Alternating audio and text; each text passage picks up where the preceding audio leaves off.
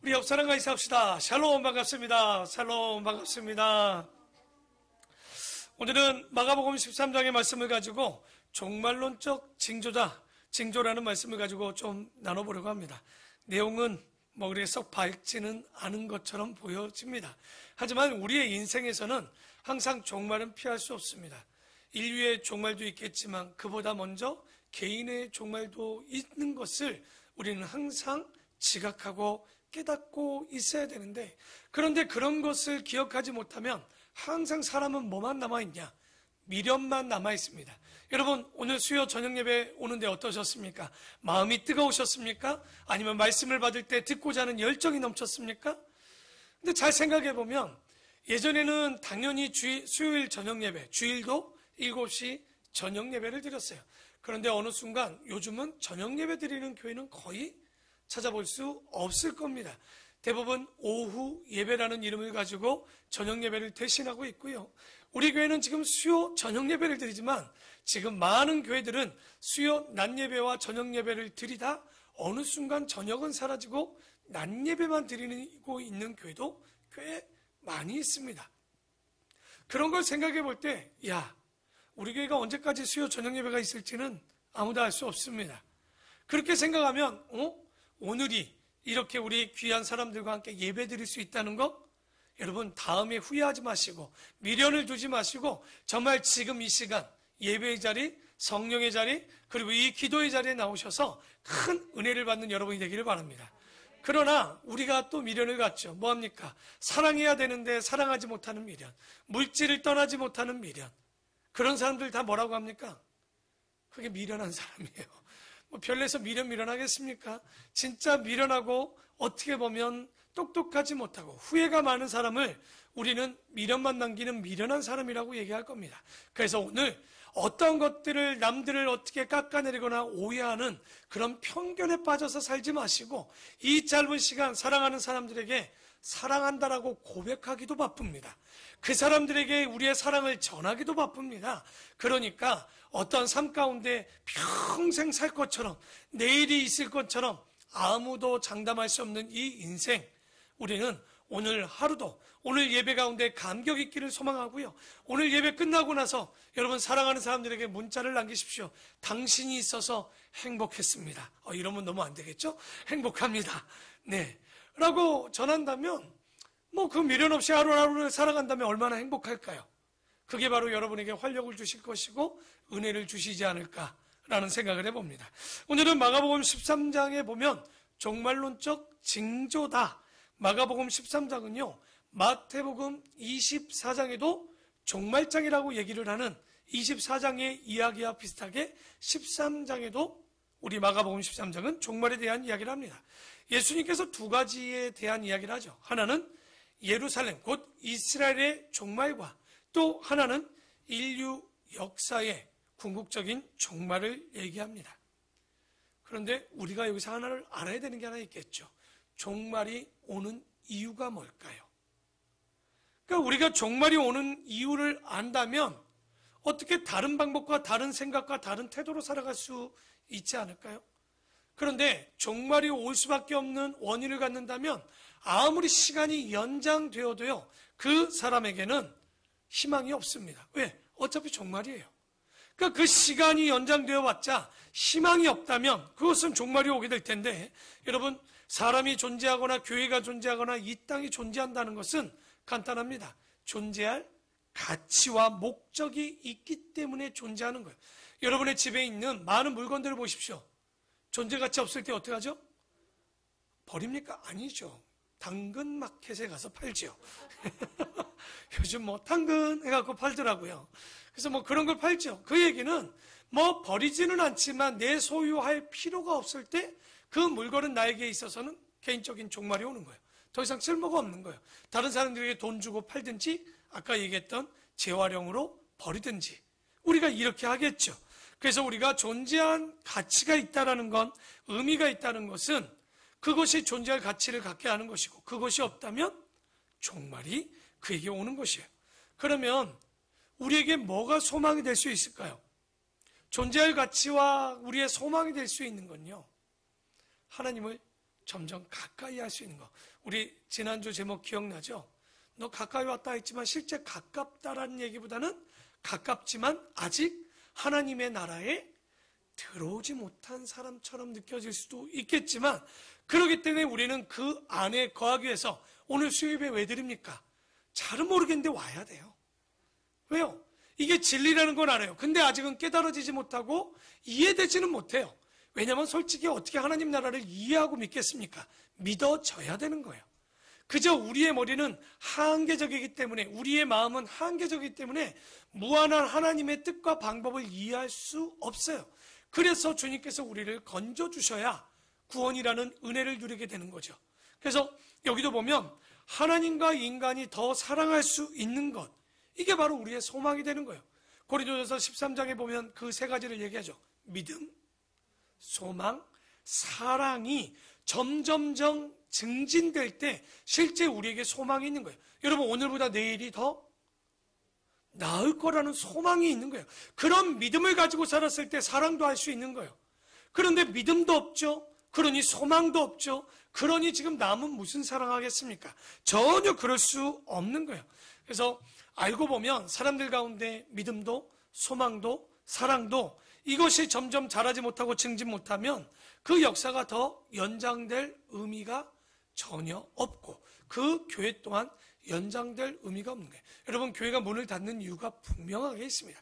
개인의 신앙이 끝나는 이유도 분명히 있습니다. 그래서 오늘도 말씀해 보면 두 가지로 얘기했죠. 누구의 종말? 예루살렘의 종말과 종국사적으로 세계의 인류의 종말에 대한 이야기를 합니다. 그런데 예수님께서 마지막 성전에 들어가서 뭐 하셨습니까? 상을 뒤엎으면서 성전을 정화도 했죠. 그리고 그 안에 그들에게 진리의 말씀을 전했단 말이에요. 그런데 유대인들 가운데 종교 지도자들이나 많은 사람들이 하나님의 말씀을 듣고 예수님의 말씀을 듣고 어떻게 생각했던 거예요? 어떻게 저 예수를 처치할까, 죽일까 하노라, 이 생각만 하고 있는 거예요. 그렇다면 하나님의 입장에서 그 예루살렘을 볼 때 희망이 있을까요? 희망이 없는 거예요. 그 가운데 예수님이 의롭지 않은 것들만 보여진다면 그곳엔 소망이 없는 거예요. 여러분, 알고 보면 예수님이 우리의 마지막 희망이요, 종교가 우리의 마지막 희망이 되어질 때는요, 그 교회가 믿음이 증진되고 소망이 자라고 사랑이 넘쳐야 되는 거예요. 우리도 그래서 깨달아야 돼요. 교회가 사랑이 식었다, 심각할 때입니다. 믿음이 보이지 않는다, 소망이 없다, 내일에 대한 기대가 없어요, 오늘만 만족하고 사는 이런 삶과 그런 교회라면요, 솔직히 교회가 존재해야 되는 이유가 없어지는 거예요. 그래서 존재 가치가 없다라는 것이 바로 종말이 오는 이유입니다. 그래서 오늘 13장을 통해서 한번 그 내용을 살펴보려고 하는데요, 예수께서 성전에서 나가실 때 제자 중 하나가 이르되, 선생님이요, 보소서. 어딜 나갔을까요? 예루살렘 성전에서 이야기를 하고 그 밖으로 나왔습니다. 근데 제자 중 하나가 이르죠. 선생님 보세요, 이 돌들이 어떠하며 이 건물들이 어떠합니까? 기가 막히지 않습니까? 라고 질문하는 거죠. 그런데 제자들은 그 성전의 의미를 잘 모르죠. 헤롯이, 원래는 이 성전은 누가 제일 먼저 졌죠? 솔로몬. 그 전에는 우리가 잘 알듯이 모세가 성막을 지었고 솔로몬이 성전을 짓게 되고 한 장소에 이동하지 않는, 그런데 그게 무너져서 스룹바벨이 그걸 재건축하듯이 다시 건축을 합니다. 그리고 나서 500년이 지나고 난 이후에 누가? 헤롯이라는 왕이, 그러니까 로마가 전체를 통치하지만 분봉왕, 그 지역만 다스리는 왕이 누구였냐면 헤롯이라는 왕이 그 성전을 짓습니다. 이미 예수님 오시기 전 19년 전부터 지고 있어요. 그러면 예수님이 지금 33년이 지났으니까 거의 50년 동안 지어지고 있었는데, 말만술이지요. 거의 재건축 수준이었습니다. 그리고 솔로몬 성전이나 수룹바벨 성전에 비하면 비교되지 않을 만큼 굉장히 멋지게 재건축해놨어요.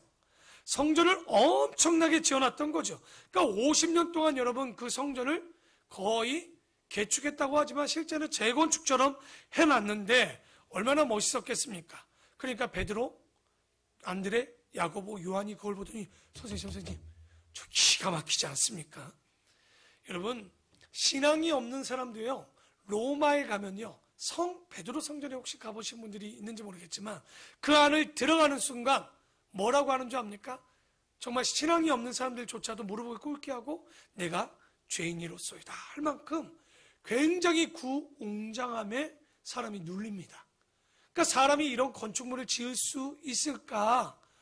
두오모 성전이나 하여튼간 건물들, 그 유럽 쪽에 가서 지어진 예전에 지어졌던 이 건물들을 보면요, 상상을 초월할 정도, 인간의 어떤 이상의 것들을, 그 상상을 뛰어넘는 것을 지었기 때문에 이거 타락한 인간이 이 정도를 지을 수 있을까 싶었는데, 제자들이 지금 이 예루살렘 성전을 보고도 동일한 마음이 가진 거예요. 너무 대단하네요. 그랬더니 2절에 예수께서 이르시되 네가 이 큰 건물을 보느냐? 돌 하나도 돌 위에 남지 않고 다 무너뜨려 지리라 하니라. 이거 깜짝 놀랄 얘기합니다. 충격적인 얘기죠. 이게 얼마나 아름답습니까? 라고 예수님께 얘기했는데 굉장히 부정적인 얘기를 하십니다. 상상하기 어렵죠. 왜냐하면 그것을 무너뜨릴 만한 힘이 있는 사람이 그 얘기를 할 수 있는 얘기잖아요. 그런데 우리가 시편 127편 1절에 보면 이런 말씀이 있습니다. 여호와께서 집을 세우지 아니하시면 세우는 자의 수고가 헛되도다라는 말씀이 있습니다. 아무리 인간이 집을 짓고 아름답게 짓고 여러분의 가정에 집을 짓고 쌓아봐야 그것이 어디 위에 지어지지 않으면 반석 위에, 말씀 위에 지어지지 아니하고 오히려 모래 위에 집을 짓는 것처럼 여호와께서 그 집을 세우지 않으면 다 무너지게 돼 있다는 것을 보여주는 거예요. 지금 헤롯 성전이 하나님을 위해서 세워졌을까요? 그렇지 않아요. 헤롯은 유대인이 아닙니다. 어떻게 보면 이두맨이라고 하는 에돔 사람이에요. 그가 할례를 받은 민족으로 유대인처럼 지금 왕은 되어 있지만 이 이스라엘 백성들에게 어쨌든 자기는 온전한 유대인이 아니니까 환심을 사야 돼요. 백성들을 이끌어가려면 그들에게 인정도 받고 칭찬을 받아야 되니까 정말 그 성전을 져서 어떤 욕심을 냈던 거죠. 그러나 하나님의 아들 예수님에 대해서는 전혀 관심이 없습니다. 그래서 2절에 니들이 이 큰 건물을 보느냐? 그러나 저 건물이 돌 위에 돌 하나도 남지 않게 된다. 이것이 완공됐지만 언제 다 무너집니까? 다시 AD 70년에 로마에 의해서 다 무너지게 됩니다. 그래서 아무리 웅장한 성전을 짓고 교회를 쳐도요, 그 유형적인 교회든 무형적인 교회든 그 안에 뭐가 없으면 안 되는 거예요.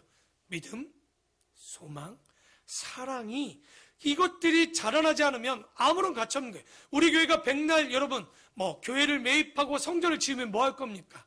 그 안에 사랑 없으면 끝나는 거예요. 믿음 없으면 더더욱이 끝나는 겁니다. 말씀 없으면 아무것도 아닌 거예요. 소망 없다면 이것 또한 아무 의미가 없는 거죠. 그래서 진짜 우리가 지어져야 되는 집의 시작은 복음이 우리 마음에 들어와서 성령이, 고린도전서 3장 16절의 말씀처럼 성령이 너희 안에 거하는 것을 너희들이 모르냐? 성령을 통해서 지어지는 집이 먼저 지어야 되는 거예요. 그러니 내 마음부터 정리가 하고 가야 될 텐데 빚져서 성전 져봤자 하나님께 영광이 안 되는 거예요. 그런 전이 필요하지 않는 거예요. 그러면 우리가 이런 아름다운 성전을 짓기 위한 내적인 성전을 위해서 사는 게 뭐가 필요할까? 먼저 여러분 잘 보면 결국은 신앙생활입니다. 우리의 삶이 어떠냐에 따라서 먼저 우리의 집이 지어지는데 신앙생활은 이퀄 뭐라고 할 수 있을까요? 감사입니다. 삶에 있어서 감사가 이루어지냐를 보면 됩니다. 하나님께서 한량한 은혜를 베풀어줘도 여러분 낙엽 엄청나게 아름답지 않습니까? 이번 한 주간 감사하셨습니까? 낙엽도 어떻게 저렇게 예쁠 수 있을까? 쟤들은 색깔 하나 칠하지 않아도 하나님이 주신 섭리 안에서 낙엽이 지고 피고 꽃이 피고 열매가 맺는 모습을 보면요, 이건 주님의 은혜 아니고 정말 주님의 베푸심이 아니면 아무것도 할 수 없는 거예요. 너무 감사하지 않습니까? 그런데 이 감사도 아무나 합니까? 요한복음 14장에 보니까 보혜사 성령에 대해서 얘기합니다. 보혜사 성령이 하는 일 두 가지입니다. 첫째, 가르치고 깨닫게 하는 거예요. 아무리 은혜를 받고 싶어도요, 하나님을 알고 싶어도요, 하나님께서, 성령께서 가르쳐 주지 않으면, 그러니까 여러분 성경을 보다, 우와, 나 똑똑하지 않은데 말씀이 읽혀져. 그거 지금 누가 도와주시는 거예요? 또 갑자기 똑똑해진 줄 알고 또 자기 머리 또 이러지 마, 제발. 그거 아닙니다. 왜냐면 성경은 다른 학문과 다르게 우리가 볼 수 있는 한계가 너무 많아요. 깨닫게 해주시는 거예요. 가르쳐 주시는 거예요. 그럴 때 은혜를 누리고 우리가 뭐 할 수 있는 거예요? 감사할 수 있는 거예요. 그래서 감사함으로 우리가 그 믿음 안에서 그리고 소망이 생겨 사랑하고 더 봉사할 수 있도록, 그러니까 이런 것들이 교회 안에, 여러분 이번에 우리 교회가 2021년 얼마나 많은 일이 있었습니까? 그 가운데서도 또 직분자를 세웠습니다. 권사한수 집사를 세웠어요. 이번 주 우리 서리 집사, 다른 교회 다르게 서리 집사 주는데 되게 시끄럽게 주죠. 다른 교회는 그냥 서리 집사입니다 하고 끝날 텐데, 왜냐하면 하나님이 주시는 직분, 훈련받는 직분이 굉장히 중요한 거예요. 그러면 그 받은 은혜, 믿음이 자라고 또 이걸 드렸더니 여러분들이, 여러 사람들이, 아마 우리 교회 같은 분들은 없을 거예요. 서리 집사 받으면서 되게 고민하셔요. 그러니까 이게 훈련의 시간인데도 불구하고 교회, 그런데 진짜 너무 감사했던 거예요. 너무 거룩한 부담은, 목사님 저는 더 훈련해야 될 것 같다고. 또 어떤 분들은요, 아예 처음부터 손절했어요. 처음부터 써내지도 않았던 분들, 지금 통화를 해보면 누구 하나 마음 편하지 않아요. 근데 이상하죠. 임명장 받고 나면 싹 까먹는 것 같긴 하는데, 어쨌든 간에 그래도 받기 전까지는 되게 고민들이 많은 것 같아요. 그런데 진짜 믿음이 자란다면, 우리가 시간이 지나서 직분을 받고 자라면 뭐가 일어나야 되는 거예요? 소망, 사랑을 뛰어넘어 봉사해야 되는 거예요. 내가 주의 나라를 위해서, 교회가 아닙니다. 크게 보셔야 돼요. 주의 나라와 그 뜻과 일들을 위해서 무엇을 해야 될까?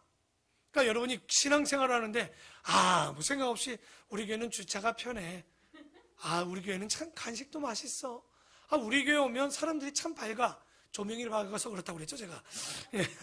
진짜 밝을 수도 있겠죠. 그런 거 보러 오는 게 아니에요. 사람들 안에 소망이, 그리고 여러분 오시면 어때요?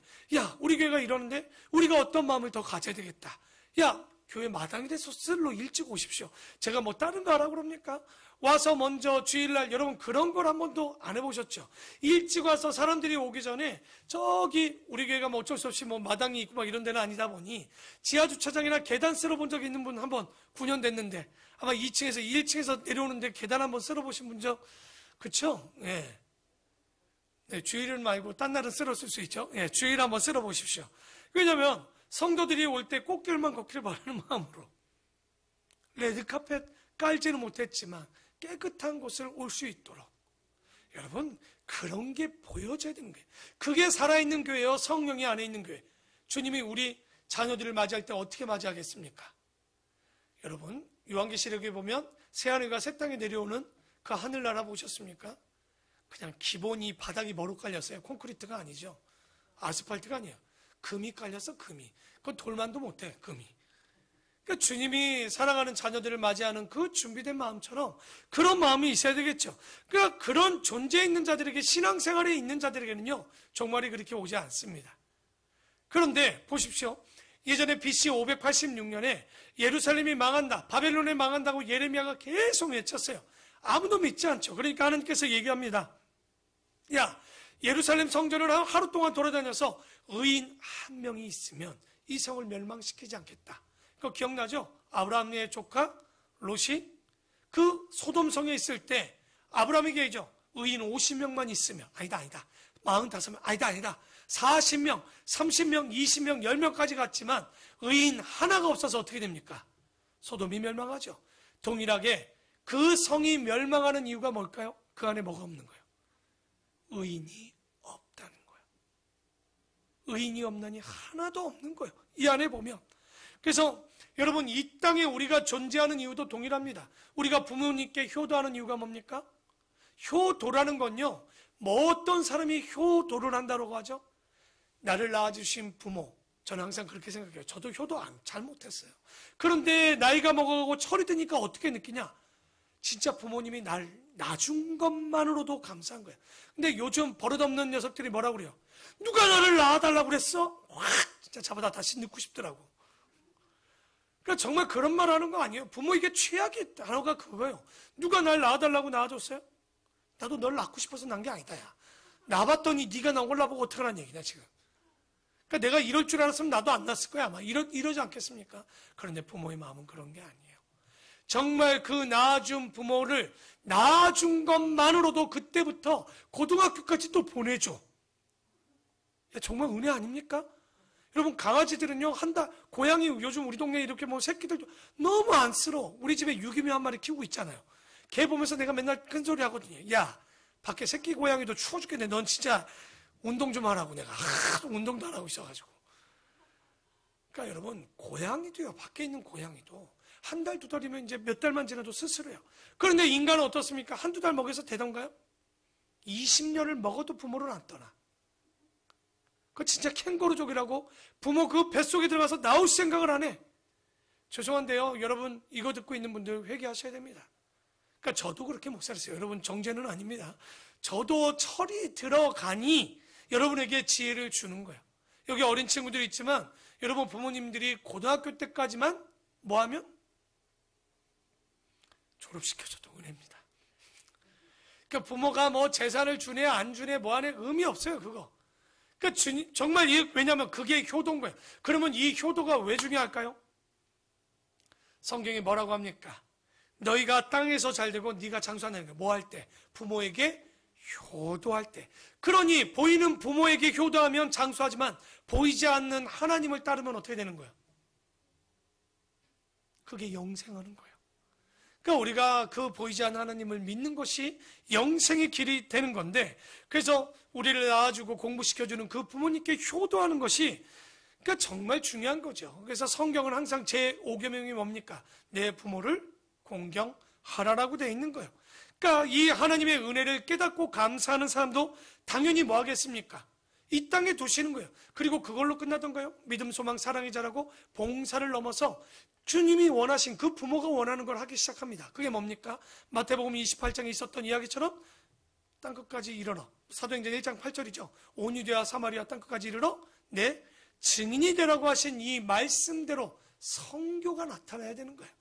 그러니까 교회가 선교하느냐, 개인이 선교하고 있느냐, 복음을 전해주고 있느냐는 굉장히 중요합니다. 그래서 우리가 신앙을 점검해 봐야 돼요.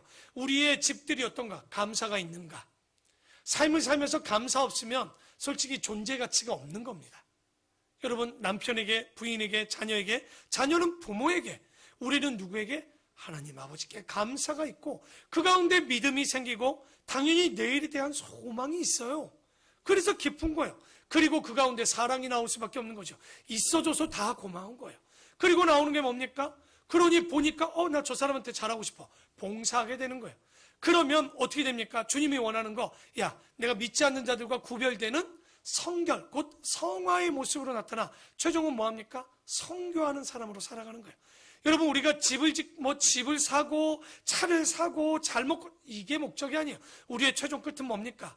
나를 주님께서 제자 삼았던 것처럼 주변에 있는 모든 자들에게 선교를 통해서 신자를 넘어 제자 삼는 게 우리 교회와 여러분의 최종 목적이 돼야 되는 거예요. 그래서 제가 얘기했죠. 여러분의 다음 세대는 누굽니까? 바로 그 50대는 40대, 40대는 30대를 세워가는, 제자 삼는, 아무도 나 권사님처럼 되고 싶어 이런 말도 못 들어올 거면 정말 회개하셔야 됩니다. 정말 초신자들이 오든 누구 교인들이 오든 여러분의 모습을 권사님은 어떻게 이렇게 웃음도 많고 감사도 많아요? 이런 얘기 좀 들어보셨습니까? 제가 20대 때는 목사라는 얘기 많이 들었습니다. 전도사도 안 했는데. 그러니까 50대부터는 그 소리를 잘 못 듣고 있어요. 지금 40대부터. 그러니까 오히려 저도 잘못 살고 있는지도 몰라요. 그러니까 우리가 오늘 이 말씀을 보면 이 7가지가 알고 보면 우리가 감사와 믿음과 소망과 사랑과 봉사와 그리고 뭡니까? 성결, 성화와 그리고 마지막 헌신, 그러니까 선교죠. 선교의 모습이 가지고 있다고 그리고 증진되어 가면 여러분의 존재 가치가 있는 거예요. 그러나 그것이 없으면 끝나는 거예요. 예루살렘이 멸망한 이유는 간단하겠죠. 뭐가 없는 거예요? 믿음도 소망도 사랑도 감사도 선교도 아무것도 없는 거예요. 그러니 하나님께 응답하는 이런 신앙생활이 없으니 당연히 예루살렘에는 뭐가 올까요? 멸망이 올 수밖에 없는 거예요. 그래서 첫 번째 멸망은 언제였습니까? BC 586년. 그러니까 주전 6세기 때 왔지만 또 한 번의 멸망이 오고 있는 거예요. 그게 뭡니까? AD 1세기. 바로 70년에 예루살렘이 로마에 의해서 완전히 회파당하는 거죠. 그래서 예수님께서 이르시되 2절 말이 그 말인 거예요. 네가 이 큰 건물, 다시 말해서 예루살렘 보느냐? 눈여겨보지 마라. 돌 하나도 돌 위에 남아있지 않을 것이다. 진짜로 지금 예루살렘의 성지순례 가면 뭐만 남아있는 줄 압니까? 서쪽 벽 하나 남았어요. 다 무너졌습니다. 지금 있는 거 다 그 뒤에 다시 이렇게 증축하고 만들어 놓은 거지, 그 전에 있던 것들 다 무너졌던 거죠. 그래서 보게 되는데 3절에 예수께서 감람산에서, 그러니까 예루살렘 성전에서 한 1km 정도 조금 걸어가니까 감람산에서 성전을 마주 대하여 앉으셨을 때 베드로와 야고보와 요한과, 원래 이게 이너서클이라고 예수님의 주변엔 이 세 명이 있는데 하나 더 들어왔죠. 누구? 안드레가 조용히 묻되 우리에게 이르소서, 어느 때라는 말은 2절의 이야기를 받는 것 같아요.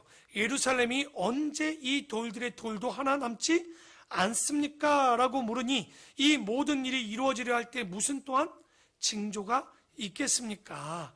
예수께서 이르시되, 줄 한번 칠까요? 너희가 사람의 미혹을 받지 않도록 주의하라. 그때 징조 중에 첫째는 뭡니까? 미혹이 올 거니까 뭐 하라는 거예요? 조심하라는 거예요. 우리 통일교회 문선명, 그렇죠? 하나님의 교회 안상홍, 다 이단이죠. 자기가 성령이라고 그랬어요. 근데 성령님들이 다 돌아가셨어요. 그렇죠? 또 보혜사 성령 한 분 계시죠? 누굽니까? 이만희는 성령인데 아파요, 요즘. 이게 뭐가 이상하지 않습니까? 우리가 아는, 정말 여러분 그걸 성령이라고 하고 하나님이라고 얘기할 수 있겠냐고요. 그러니까 이게 믿어진다는 거, 미혹된다는 것은요, 기독교가 얼마나 실력이 없는지, 우리의 신앙이 실력이 없는지 그걸 깨달아야 되는 거예요. 잘 보면, 죄송합니다, 이거 다 목회자들의 잘못입니다. 그러니까 교회에 대표되는 목회자들이나 교회가 알고 보면 이런 사람들이 미혹되지 않도록 가르치고 바르게 보여줬다면, 성경 안의 진리를 가르쳤다면 이런 일들이 있을 수 있을까? 그런데 이렇게 나타나는 거죠. 그랬더니 5절에, 다시 한번 6절에, 많은 사람이 내 이름으로 와서 이르되 내가 그라, 뭐 하나님이다, 예수입니다, 성령이라 하지만 그때 많은 사람을 그들이 미혹하리라. 그러나 그때가 아니다. 난리의 소문을 들을 때 두려워하지 말라. 이런 일이 있어야 돼. 그렇다고 해도 그것이 뭐가 아니라고요? 끝이 아니라는 거예요. 근데 여기서부터 조금 헷갈려요. 이게 예루살렘의 종말을 얘기하면서도 인류의 종말도 또 비슷하게 이게 섞여서 얘기하니까 우리가 성경을 볼 때 좀 쉽지 않습니다. 옛날에 종말 때 난리가 온다라고 그러니까, 실제 제 어렸을 때는, 여러분은 요즘이 종말이라고 그랬잖아요. 제 어렸을 때는 1차 세계대전, 2차 세계대전이 끝났으니까 이제 뭐가 올 거라고 생각했냐면 종말이 올 거라고 생각했어요. 왜? 진짜 난리와 소문이 계속 늘어났기 때문에 그때 아니냐 했지만, 우리가 요한계시록을 공부한 사람들 아닙니까? 별 한 번 떨어지면 몇 명이 죽어야 돼요? 인구의 4분의 1, 다음에 한 번은 3분의, 남은 사람의 3분의 1이 죽어도 그때도 안 와요. 아직 뭐 코로나로 뭐 몇천만이 죽었다, 뭐 아직 아닙니다, 여러분. 그러니까 지금도 우리에게 집행을 위한 기간으로 하나님께서 돌아올 수 있는 시간을 주셨는데, 미련한 사람들은 뭐라 그래요?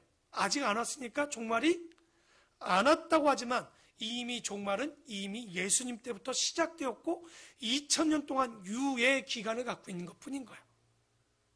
여러분, 지금이 회개할 때입니다. 그런데 아직은 난리야 난리, 소문, 뭐 문선명이 오든 뭐 누가 오든 아직 아닙니다. 그런 사람들 많이 나타날 거예요. 아직 멀었습니다. 더 나타나야 돼요. 그리고 8절에 민족이 민족을, 나라가 나라를 대적하여 일어나겠고 곳곳에 지진, 지금도 또 일어나서 난리죠. 지진이 있으며 기근이 있으리니 이는 재난의 뭐라고요? 시작이에요. 그러니까 이 질문이 왜 헷갈리냐면 13절 2절에는 제자들에게 뭐라고 그랬어요? 이 성이 돌들의 돌 하나도 남지 않는데 이런 일들이 언제 있습니까? 라고 물었는데 예루살렘 멸망을 얘기하는 듯 하다 갑자기 어디로 가버려요? 세상의 인류의 종말로 가니까 우리가 이걸 볼 때 굉장히 헷갈리죠. 아마도 이 마가복음은 누구 복음이라고, 제가 누구의 복음이에요? 마가가 통역을 해줬죠. 사도 중 누구? 베드로가 왔다 갔다 하는 것 같아요. 약간 기억력이. 그래서 지금 이야기가 약간 뒤죽박죽합니다. 9절에 보니까 너희는 스스로 조심하라. 사람들이 너희를 공회는요, 지금 같으면 국회의원들이요, 72명의 공회의원들이 있는데 그 공회에 넘겨주겠고 너희를 회당에서 매질하겠으며 나로 말미암아 너희가 권력자들과 임금들 앞에 서리니 이는 그들에게 증거가 되려 함이라. 마지막 때 되면요, 누가 제일 먼저 그런 사람들에게 끌려갈까요? 예수 믿는 자들. 그러니까 증인, 목회자, 성도들이 끌려가야 되겠죠. 그때 안 끌려가면 여러분이 수상한 거예요. 끌려가야 돼요. 이게 그럴 수밖에 없어요. 증인을 하고 있으면 끌려가는 거죠. 그게 왜냐면 전 세계가 기독교를 배격할 거예요. 그게 역사의 흐름이고 우리에게 예언되어져 있는 거예요. 절대 종말이 오는 건 좋아서 종말이 오는 게 아니에요. 더 이상 복음이 전해지지 않으면. 성경은 땅끝까지 이르러 그 복음이 전해지면, 오늘 나올 거예요. 복음이 전해지면 주님이 온다라고 얘기하지만 정확히 다시 얘기하면 뭘까요? 더 이상 복음이 전해지지 않으면. 아직 멀은 거죠. 지금 전도하면 되죠. 그래도 아직 멀었습니다. 지금은 때가 아닌 거예요. 하지만 마음 놓고 있을 때도 아닙니다. 왜? 인류의 종말만 있는 게 아니라 개인의 종말도 있기 때문에 그래요. 그래서 9절에 보니까 9절 봤죠? 그래서 우리가 이 땅에 이 적그리스도가 나타나고 이단들이 나타나 기독교를 무지막지하게 핍박할 때, 그때가 이제 증거가 될 때일 거고, 10절에, 자, 10절 다 같이 한번 읽어볼까요? 시작. 그러니까 복음이 안 들어간 나라가 없을 때 오신다고 했지만, 여러분 북한에도 복음은 들어갔습니다. 그렇죠? 오히려 복음이 이 대한민국에서 평양 대부흥성이라고 알았지만 북쪽이 더 먼저 들어갔어요.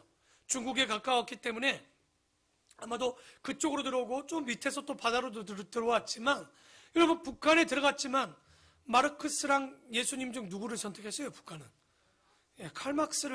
마르크스를 선택해서 공산주의로 간 것 아닙니까? 중국도요, 우리보다 기독교가 훨씬 먼저 들어왔습니다. 그러나 문제는 뭡니까?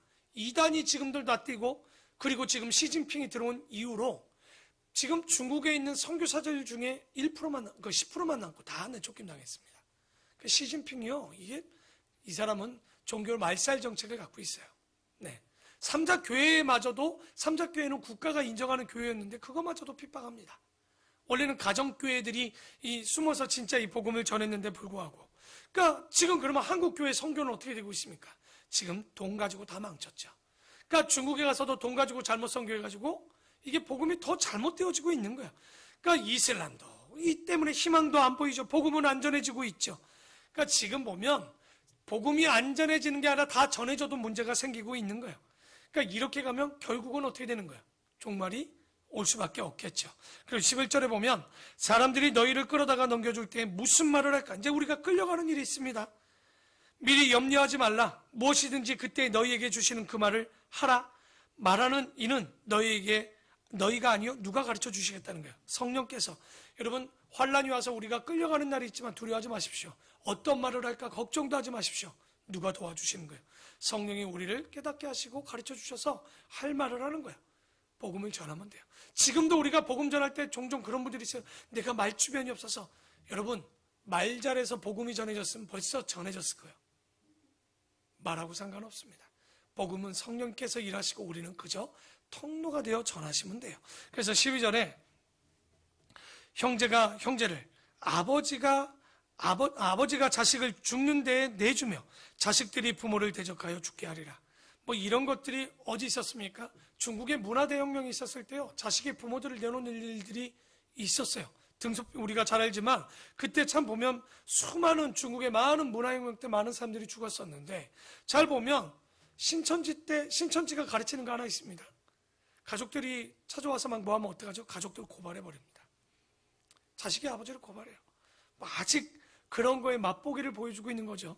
실제 뭐 그런 일들이 더하겠죠. 13절에 또 너희가 내 이름으로 말미암아 모든 사람에게 미움을 받을 것이나 끝까지 견디는 자는 뭘 받는다고요? 그래서 구원을 받는 건 오래 참음입니다. 끝까지 견디셔야 돼요. 여러분 성경이, 죄송합니다, 오늘 예수 믿고 복 받는다는 얘기 아니요. 실제 성경에는 범사에 손해고 범사에 미움을 당하고 환난 때가 오면 오히려 더 고난받는다는 얘기를 해요. 그러니까 옛날에 우리 종말론 할 때 7년 대환난절에 우리는 믿는 사람들은 예수님께서 휴거할 때 같이 공중재림할 때 올라간다? 말도 안 되는 소리 하지 마십시오. 성경 그런 얘기 없습니다. 환난을 다 당한 이후에, 제 얘기 아닙니다. 요한계시록 14장 12절에 보면 성도들의 인내가 여기 있나니 그들은 하나님의 계명과 예수에 대한 믿음을 지키는 자니라. 다시 말해서 이 성도들의 인내가 있어야 구원을 얻는 거예요. 그러니까 뭐 환난 전에 구원받았으면 좋겠지만 아니요. 진짜인지 가짜인지는 환난이 와봐야 합니다. 그렇기 때문에 그냥 볼 수 없는 거예요. 그래서 우리가 성도의 표를 받느냐 마느냐는 일단요, 그래서 똑똑하지는 않아도 꾸준하면 됩니다, 여러분. 저는 항상 그렇게 생각해요. 다 똑똑할 수는 없잖아요. 근데 성실히 그 자리에 있다 보면 아무리 미련해도 한 10번 정도 들으면 조금은 듣게 됩니다. 성경 처음에 보면 뭔 말인 줄 알아요? 몰라요. 그럼 3번 보면 알아요? 몰라요. 그러나 이게 몇 년이 지나고 조금씩 들렸던 이야기들이 귀에 들어오고 깨닫게 되는 거예요. 그래서 대부분 사람들 뭐라고 하는 줄 압니까? 교회 왔는데 1년도 안 다녀봤는데 진리를 모르겠대. 여러분, 대학 가도 전공을 하려면요 3년은 최소한 대학원 가야 석사를 받습니다. 그 뒤에 박사를 하려면 또 몇 년을 합니까? 근데 이게 역사가 6,000년 된 역사를 여러분 1년 가지고 이거를 알고 그러니까 지식으로 해도 1년을 가지고 모르겠다? 그거 모르는 게 당연하죠. 오히려 믿어지는 게 기적인 거예요. 그게. 그래서.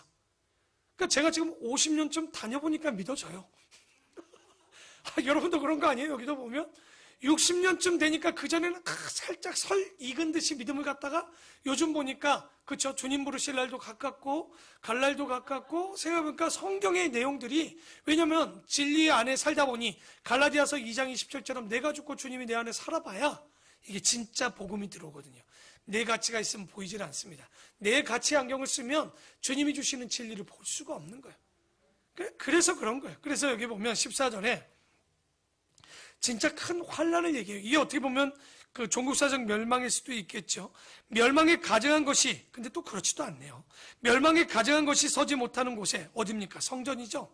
예루살렘 성전에 어떤 이상한 것들이 서거든, 그런 것들을 보거든 읽는 자는 깨달을진저. 이건 뭐 번역하면서 이게 필사하는 사람들이 기록한 거죠. 그때 유대에 있는 자들은 다 어디로 도망가라고요?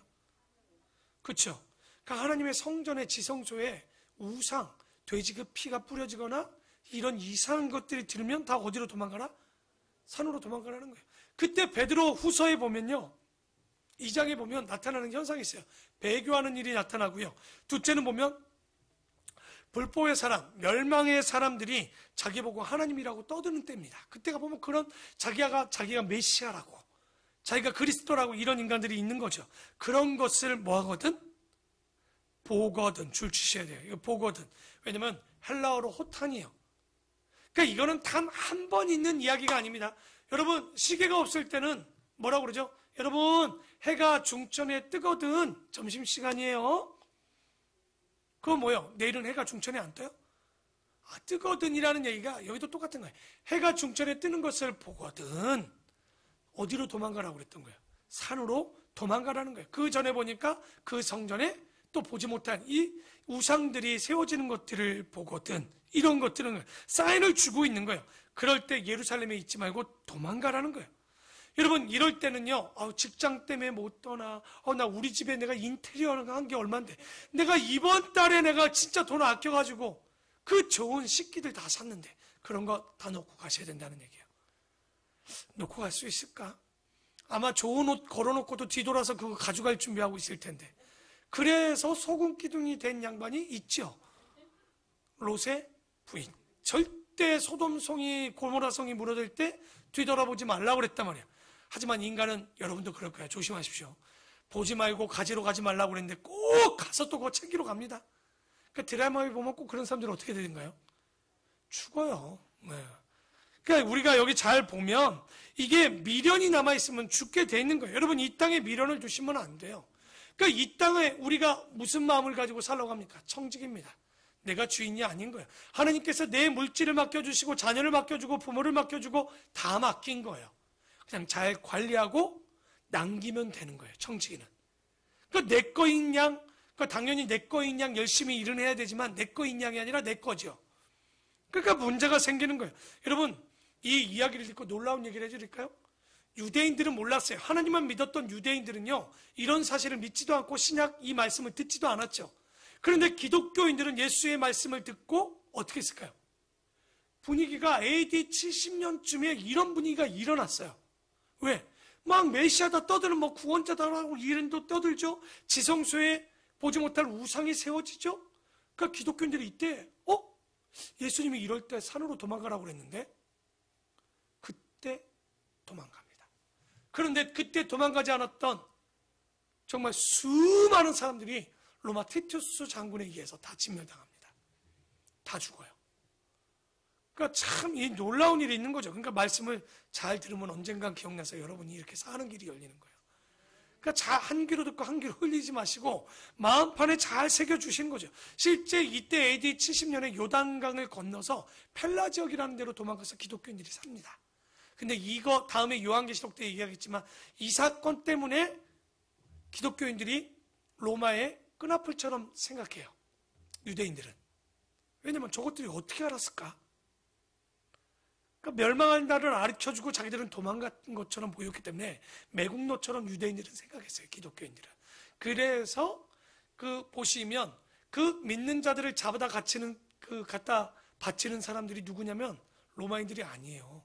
유대인들이 기독교인들을 잡아다가 자기 기독교로 개종한다고 들어가서 숨어있는 그들을 잡아다가 갖다가 죽이게 만듭니다. 그 이유가 왜 그러냐면 이 사건 때문에 그래요. 그러니까 기독교인들은 들은 게 있어서 도망가는데 얘들은 나라를 팔아먹고 지들만 살았다고 생각한 거예요. 그런 역사적인 배경이 됩니다. 기억하고 있으면 아마 요한계시록 때 다시 한번 볼 때 그래서 유대인들이 그렇게 사탄의 회를 유대인들이 모인 회를 사탄의 회라고 부를 정도로 왜 그런 얘기를 하냐면 그런 일들을 하거든요. 기독교인들을 잡아다가 넘기는 일들을. 그 배경이 되는 것이 이 사건 때문에 그럽니다. 15절에 지붕 위에 있는 자는 내려가지도 말고 집에 있는 무엇을 가지러 들어가지도 말래요. 그 얘기는 곧 빨리 도망치라는 얘기입니다. 그러니까 여호와의 전이다 거룩한 전이기 때문에 망하지 않는다. 예레미야 때 수많은 거짓 선자들 다 거짓말인 거예요. 반드시 환란이 옵니다. 밭에 있는 자들은 겉옷을 가지러 뒤로 돌이키지 말처다. 이때 겉옷 가격이 500에서 1000만 원이에요. 비싼 옷입니다. 뒤돌아보고 가는 거죠. 하지만 지금 그런 거 오는 거 아니에요. 일본에 쓰나미가 왔을 때 여러분 집에 들어가서 옷 챙깁니까? 집에 들어가서 귀금속을 챙길 수 있을 만한 여유가 있던가요? 그 정도로 빨리 피하라는 거예요. 절박하게 산으로 도망가라고 하셨습니다.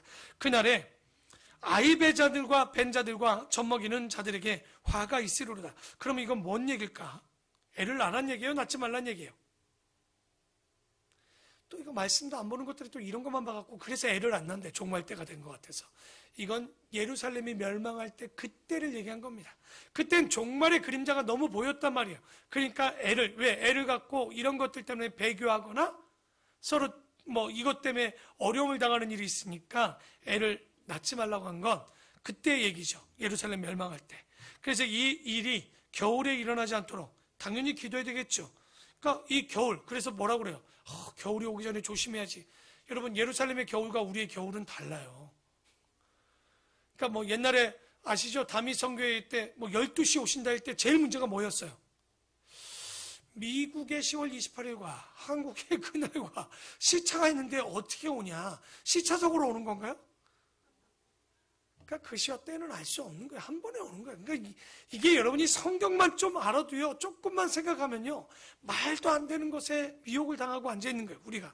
그래서 19절에 이는 그 날들이 환란의 날이 되겠습니다. 하나님께서 창조하신 시초부터 지금까지 이런 환란이 없었고 그런 일들은 후에도 없으리라.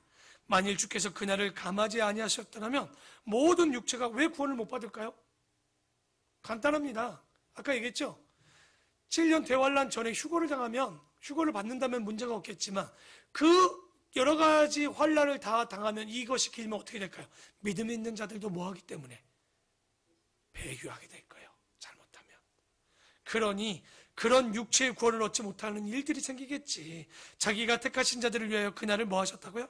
감해 준 거예요. 그래서 그때 어떤 사람이 너희에게 말하되 보라 그리스도가 여기 있다. 아니다. 보라 저기 있다 하여도 뭐 하지 말라? 제발 따라다니지 마십시오. 이거 미리 예언한 거예요. 분명히 여러분 기적과 이적 옛날에 아시죠? 알파코스에서 하늘에서 금가루 떨어지는 거. 그래서 맨날 궁금했어. 왜 금가루만 떨어질까? 이빨도 금리로 바꿔주지. 그랬으면 돈도 되고 좀 괜찮았을 텐데. 그게 변할지라도 믿지 마십시오. 앉은뱅이가 앉아서 일어날지라도 믿으면 안 되는 거예요. 여러분 기적을 쫓아다니는 게 아니에요. 여러분 주님이 정말 앉은뱅이를 일으키는 게 목적이었습니까? 아니요. 그 죄를 사하는 게 목적이었고 그들에게 믿음과 구원을 주는 게 목적이었던 거지 병 낫는 게 절대 목적으로 낫게 하신 일은 하나도 없습니다. 그런데 우리는 뭐만 쫓아다녀요? 집안에 문제, 목사님 기도했더니 우리 집안에 문제가 났고 사업장이 잘 됐어요, 목사님. 그럼 안 되면 뭐라고 그러겠어요? 내가 이래서 이 교회 안 나오려고 그랬다고, 내가 진짜. 그러니까 이렇게 되는 거예요. 여러분, 목적 자체가 잘못된 거예요. 신앙의 목적이. 우린 그러려고 여기 있는 게 아니에요. 지금 그런 생각이 있다면 다시 한번 고민해 봐야 돼요. 절대 그런 게 아니죠. 그래서 이제 마지막 사인을 보이는데요. 마지막 때 있는 일들. 그래서 너희는 상관아, 내가 모든 일을 너희에게 미리 말하는 이 예언 다 기억하고 있어. 그때 그 환난 후 해가 어두워지며 달이 빛을 내지 않으며, 왜 그럴까요? 그리고 별들이 하늘에 떨어지며 하늘에 있는 권능들이 흔들리리라. 그리고 그때 인자가 구름을 타고 큰 권능과 영광으로 오는 것을 사람들이 보리라고 하는데, 성경을 좀 보시면 이게 잘못되어 있어요. 순서가. 여러분 잘 보시면 요한계시록 6장 12절 그 뒤에 보면 어떻게 되어 있냐면, 정확히 번역을 좀 하면 24절이 25절 밑으로 내려가는 게 맞아요. 처음 있었던 일이 뭡니까? 인이 떨어질 때 별들이 하늘에서 떨어지고 하늘에 있는 권능들, 이 하늘에 있는 권능들이 흔들린다라고 하는 것은, 왜 이런 표현? 하늘에 있는 권능이 또 뭐예요? 물어보면 몰라. 그 전까지는 천사가 떨어지는 얘기인가? 아니요, 그런 얘기 아니에요. 왜냐하면 헬라 쪽 사람들은요, 하늘이 몇 개 있을 거라고 생각해요? 여러 개요. 정답입니다. 여러 개 있습니다. 7개 있습니다. 유대인들은 하늘이 3층 천이라고 생각하죠. 바울이 천국에 올라갔을 때 몇 층 천이라고 그래요? 3층에 있는 천을 하늘에 올라갈 때죠. 그들의 개념이 그래요. 그런데 헬라인들은요, 7층 천이라고 얘기를 하는데, 그 안에 그 한 층 한 층에 하늘의 권능들이 거기 있다라고 얘기해요. 그래서 이 말도 그래서 그런 말들을 쓰는 거예요. 큰 권능과 그 하늘에 있는 권능들이 흔들리리라. 그때 인자가 구름을 타고 큰 권능과 영광으로 오는 것을 사람들이 보게 될 것이다. 그래서 순서적으로 보면 별이 떨어지고 24절에 하늘이 어두워지고 달이 빛을 내지 않고, 그때 몇 명이 죽어요? 인구의 4분의 1 정도가 죽게 되는. 계시록 집에 가서 요한계시록 6장 12절 보시면 그 인이 떨어질 때 징조 중, 우리는 첫 번째 사인으로 알고 있죠. 7인 중에 이 인이 떨어질 때, 별이 또 저한테 몇 개가 떨어지냐고 묻지 마십시오. 정확히 모릅니다. 어떤 별이 떨어지는지도 잘 모릅니다. 다만 우리가 성경 강좌 때는 지금 목성 테두리에 있는 어떤 파괴된 어떤 그런 것들이 있을 수 있는데, 그것도 정확치는 않아요.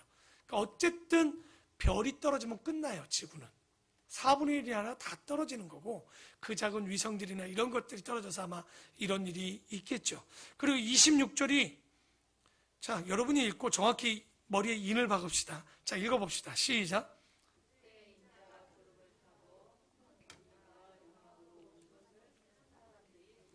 그러니까 이만이나 안성왕이나 다 엄마 뱃속에서 나오고, 그렇죠? 그랜저 타고 다니든지 뭘 타고 다니잖아요.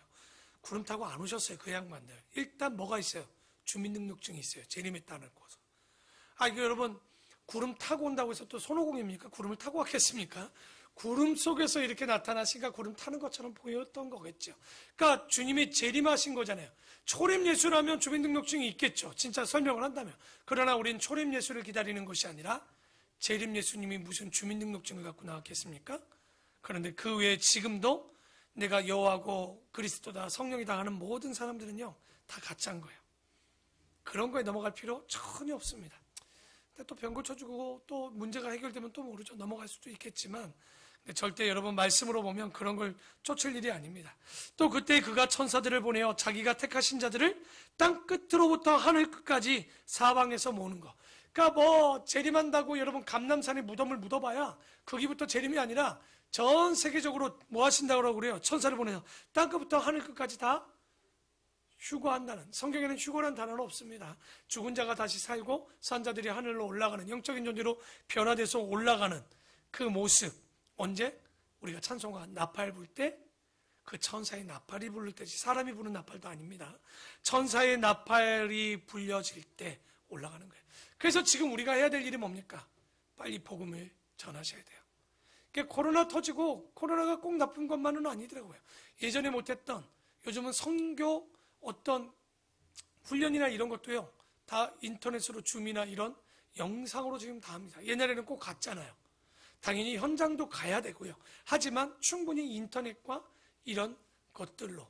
이번에 저희가 성탄을 조금 준비하고 있어요. 저희 교회 아세성교회 중심으로 하고 있는데, 아마 5개나 6개 교회들이 TV에서 하는 랜선 크리스마스 지금 오늘 좀 광고를 하면 아지콩이라고, 아세 선교의 지저스 콩쿨. 그래서 예수 문화 축제다. 그래서 복음을 전하는 건 근본적인 목적이고 하나님께 영광을 돌리며 기쁨을 넘기는 아지콩입니다. 그래서 우리가 아세 선교의 지저스 콩쿨이다 이런 걸 하는데, 정말 이런 것들을 통해서 옛날에는 모여서 어떻게 하냐 이렇게 했는데 그러지 않아도 돼요. 다 랜선으로 다 해서 다 경연대회도 열고 우리가 그런 것들을 통해서 복음을 또 전하고 복음을 전할 수 있도록 선교도 하는 이런 일들이 가능한 거예요. 지금 하시면 돼요. 그러니까 사람들은 그래요. 코로나니까 안 된다 못 된다. 저도 그렇게 생각했어요. 아니구나. 하려면 뭐가 보인다고 그랬지 항상? 길과 방법이 보이는 거예요. 하기 싫으면 보이지 않아요? 핑계가 보여요. 핑계가. 목사님 이 코로나 때 왜 모이셔요? 아니 목사님 이 어려울 때 우리가 바이러스 옮기면 어떡해요? 식당은 잘 가더라고. 난 맨날 놀라워. 교회 와서 마스크 버벅 떠는데 식당 가서 그거 다 열고 식사들 다 하시더라고요. 난 맨날 그래서 초반에 때도 나는 혼자 갈등에 빠진 거야. 교회는 못 오겠대 위험해서. 근데 식당 가서 밥 먹다 보면 지금 뭐 다 풀렸더니 10명도 막 가까요. 아직도 교회 오면 우리는 막 죽을까봐 막 이거 막 끼고 막 이러잖아요. 그러니까 죽을까봐는 아닙니다. 옆 사람에게 피해를 주지 않고 교회에 피해를 주지 않게 해서 쓰고는 있지만 뭐 하는 거야? 솔직히 예배하고 싶지 않으면 핑계가 보이는 거예요. 밥은 새끼 다 먹잖아요. 영적인 건 안 먹어도 됩니까? 그러면? 그러니까 우리가 그러고 사는 거예요. 실제 신앙이 있는지 없는지는 이미 코로나로 여러분의 신앙의 점검은 다 됐다고 봐요. 내가 어느 정도 신앙을 가졌고 어느 정도 잘하고 있는지는, 그리고 내가 지금 어떻게 행하고 있는지를 보시면 여러분의 크기가 보이는 거예요. 그렇다고 너무 자책할 필요는 없습니다. 그러기 때문에 더 뭐라고 그랬죠? 머리도 안 되고 믿음이 안 되면 성실이 일단 되면 돼요. 일단 그 자리에 가십시오. 몰라도 트십시오. 새벽에 깨면 키시고 또 얼마나 좋아요. 다시 듣기, 다시 보기. 뭐 안 되면 핑계는 무슨 새벽에 못 일어나요? 그 말도 요즘 못 하잖아요. 왜? 다시 보기 다 되거든 지금 인터넷 들어가면. 그러니까 여러분이 이제는 피해갈 길이 없습니다. 그렇죠? 네, 더 무서운 세상이 된 거예요. 하지만 사탄은요, 우리가 오히려 우리에게 복음이 전해지지 않도록 막고 있는 거예요. 어떤 방법, 우리의 안전을 위해서, 우리의 뭐 어떤 것들을 위해서 다 막고 있지만 그런 거 아니에요. 얼마든지 선교할 수 있습니다. 걱정하지 마십시오. 그래서 28절에 무화과 나무의 비유를 배우라. 그 가지가 연하여 지고 잎사귀를 내면 여름이 가까운 줄 아니라. 안 하니? 라고 돼 있죠. 이거 애들도 다 알 텐데. 이와 같이 너희가 이런 일이 일어나는 것을 보거든. 이것은 뭐예요? 무화과 나무의 잎이 열리듯이 좀 전에 보여줬던 증거들이 나타나는 것을 보거든 인자가 가까이 곧 문 앞에 이른 줄을 뭐 하라는 거예요. 그런데 이것도 비유하는, 오늘 왜냐면 이 종말론 가지고 이단이 너무 많이 나와서 그래요. 뭡니까? 무화과 나무 하면 여러분 딱 기억나죠? 이스라엘. 그러면 무화과 나무가 생겼어. 근데 이것에 이파리가 풍성해지면 과일이 열리겠지. 그러니까 뭐라고 또 계산을 했냐면 1948년에 이스라엘이 독립했잖아요. 무화과 나무가 섰어요. 그러니 이제 이파리가 나고 열매가 맺려면 적어도 40년이라는 한 세대면 주님이 오시겠다고 생각한 거예요. 그게 뭐예요? 1988년. 그때 또 한 번 난리였어요. 미국에도요. 주님이 오실 수밖에 없는 88가지의 이유. 책이 베스트셀러로 또 팔려가지고 또 얼마. 그랬더니 안 왔어. 똑똑하잖아요. 다니엘서에 보면 한때, 두때, 반때 3년 6개월이 더해져야 돼. 그러니까 1992년. 그게 또 마저 돌아간 거예요, 이게. 여러분 지금 그 이야기를 하고 있는 겁니까? 아닌 거예요. 그러니까 이런 것들을 보면 우리가 그때라는 것은 이런 징조가 나타나면은 이스라엘 얘기한 것도 아닙니다. 31절에 천지는 없어지겠으나 내 말은 없어지지 아니하리라. 그러나 그날과 그때는 아무도 모르나니 하늘에 있는 천사들도 아들도 모르고 아버지만 아시느니라. 또 이거 여러분 계산하지 마십시오. 계산해봐야 주님 오시는 날 모르는 거예요. 그런데 질문하더라고요. 하나님을 알고 예수님을 모른다는 얘기일까요? 아버지만 안다는데요. 지금 여기 보니까 충분히 그럴 건 텐데 예수님 모른다라고 생각하지 않을까요? 이것은 지금 예수님이 알고 모르고의 문제가 아니라 주님이 그날을 정하시는 건 하나님 아버지의 권세, 권능, 그 권한을 가지고 있다는 거예요. 누가? 아버지께서. 그러니까 그 아버지께서 갖고 있다는 얘기를 지금 하고 있는 거죠. 그래서 예수님이 모른다는 것이 아니라 내 권한 밖에 있다는 거예요. 그건 아버지가 갖고 있다는 거예요. 모른다는 얘기가 아니라. 그러니까 그러니까 권한 밖에 있으니 그냥 모른다라고 되는 것처럼 보여질 뿐이지 또 이거 예수님은 모르고 하나님만 아는 거냐, 이런 질문하시면 안 됩니다. 33절에 주의하라 깨어 있으라 그때가 언제인지 알지 못함이라. 가령 사람이 집을 떠나 타국으로 갈 때 그 종들에게 권한을 주어 각각 사물을 맡으며 문지기에게 깨어 있으라 명한과 같으니, 그러므로 깨어 있으라. 집주인이 언제 올는지, 혹 저물 때일는지, 밤중일는지, 닭 울 때일는지, 새벽일는지 너희가 알지 못함이라. 자, 36절 37절 읽고 끝냅시다. 다 같이 읽어보겠습니다. 시작.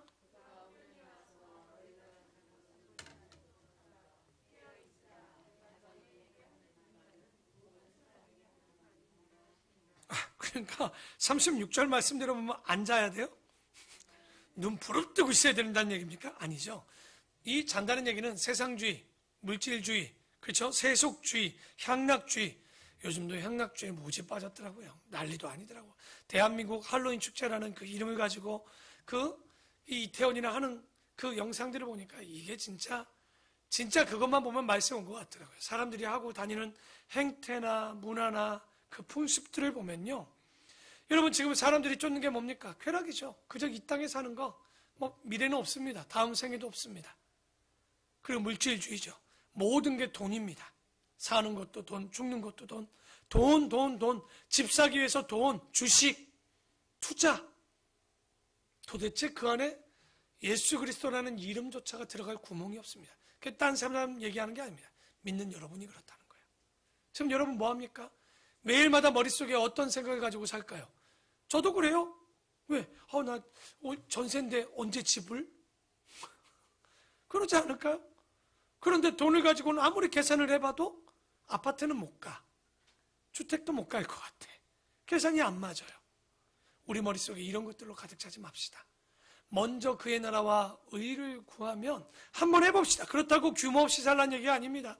규모 있이 살고 기도하면서 준비하시는 거예요. 하지만 그것에 우리가 마음을 빼앗기면요, 안 되는 거예요. 왜냐하면 주님은 그날이 뭐같이 오신다고 그랬어요.